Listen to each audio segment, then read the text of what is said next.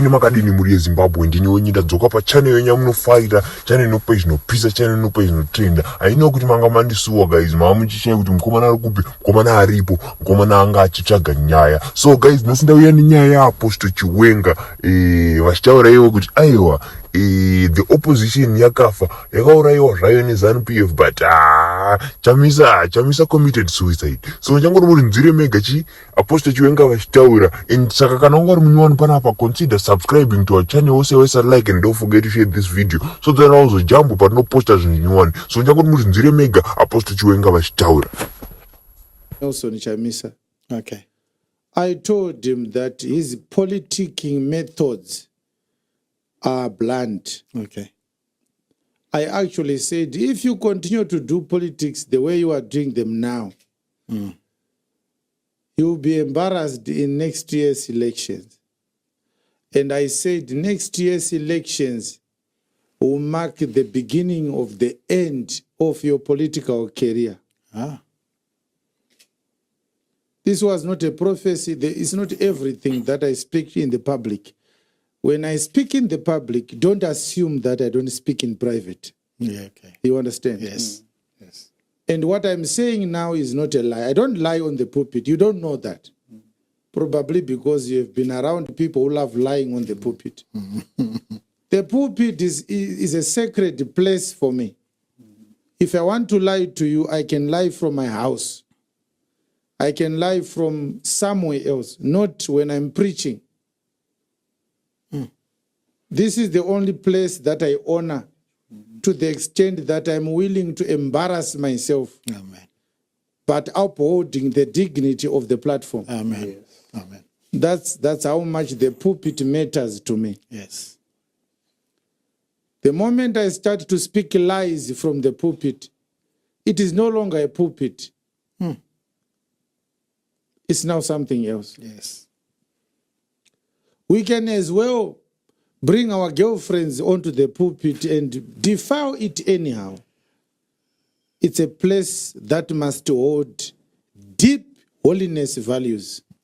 Yes. Yes. Even those who want to lose their minds, they mustn't desecrate the pulpit. It's important to me.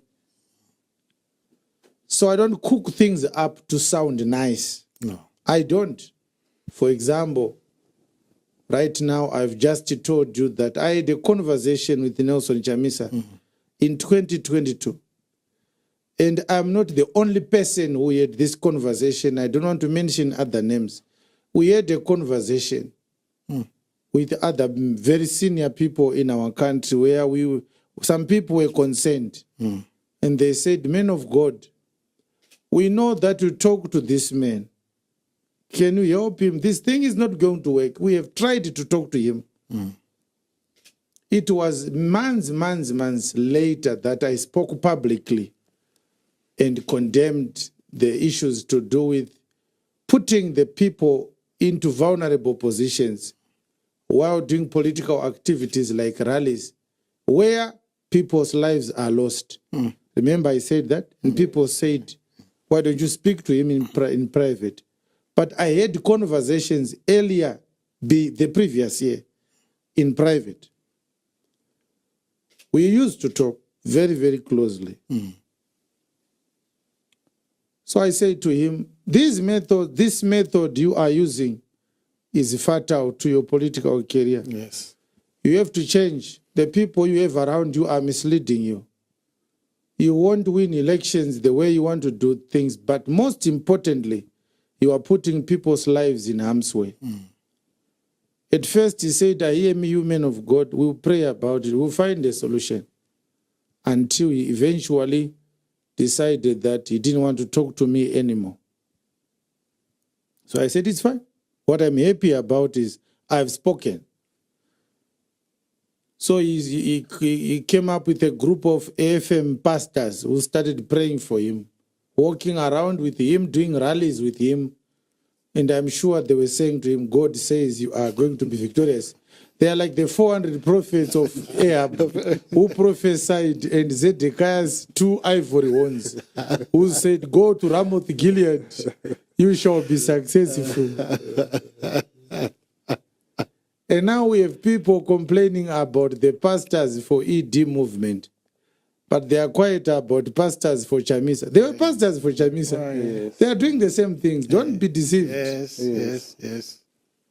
But you will never see Chiwenga there now. I can never be a pastor for ED. No. I can never be a pastor for Chamisa. I speak from the church. Amen. And when I come to you with God's words and I go back to the church. Amen. I will never be pastors for anyone.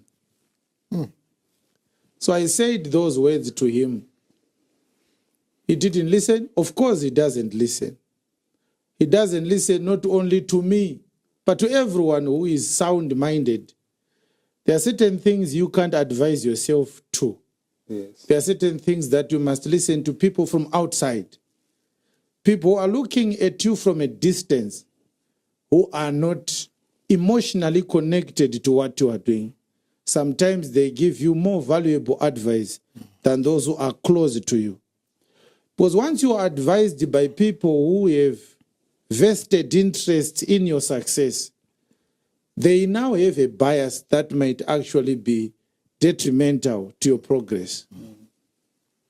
Even as I sit here, there are certain things about my life that I take advice from non-believers. I have friends, I have relatives, I have acquaintances and colleagues who I call and say, I have this idea, what do you think about it? And they say, oh, I don't think it's a good idea. I say, thank you.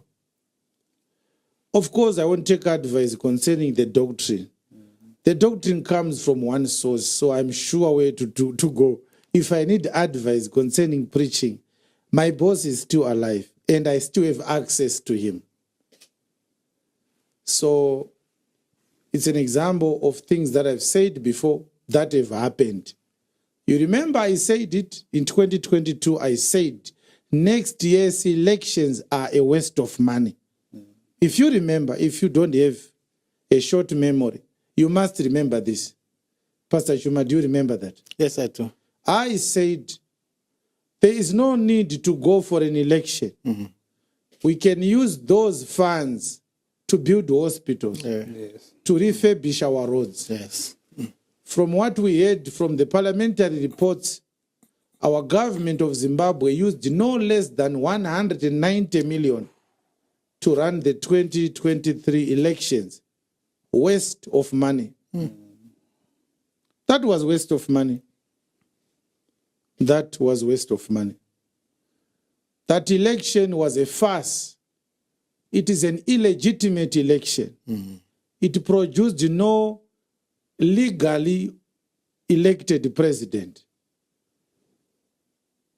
Because the process of election was flawed. It was manipulated. It was tilted. It was engineered to favor the ruling party. As we speak right now, Zimbabwe has gone back to where it was before 1999. A nation without an opposition party. You don't understand the dire consequences of having a democratically elected president running a government in the absence of the checks and balances of a vibrant opposition party. It's like a train which has lost its braking system. Yes. Think about it, that Zimbabwe has no opposition since 2023. Think about it right now. Tiri kurarama munyika isina opposition. Haina opposition government yedu. Iri kuita zvainoda. It's cruising with a cruising speed. Yes, no brakes. It's a cruising missile. So when we have a nation, a government that is running in the hands of a ruling party that is not checked and balanced by an opposition party, there is no democracy. Yes. The opposition party in Zimbabwe did not die a natural death. It was murdered But it was murdered while it was in the process of committing suicide. We mustn't forget that. Blaming ZANU-PF for the demise of the opposition party is like a woman who has gotten her 4th pregnancy from a different man. She still blames men for being liars and promising food, sweet, good for nothings. Varume vanomitisa kani ezvinoti ane nhumbu yechi4 teida kutoroorwa but zvinonetsa ndezvekuti unonge uchiti watosanganawo nemurume anoroora obva akupa nhumbu obva aenda. Varume matsotsi ndosaka tiine vana 3 nevana baba vakasiyana. So guys, I hope machinzwira Apostle Chiwenga achitaura kuti aiwa the opposition party yanga iri suicidal and ezvino tiri kurana tisina opposition saka itrain isina mabreak. Guys, saka kana ungori munyowani panapa, consider subscribing to our channel, also like and don't forget to share this video so that I also jump patinoposta zvinhu zvinyowani.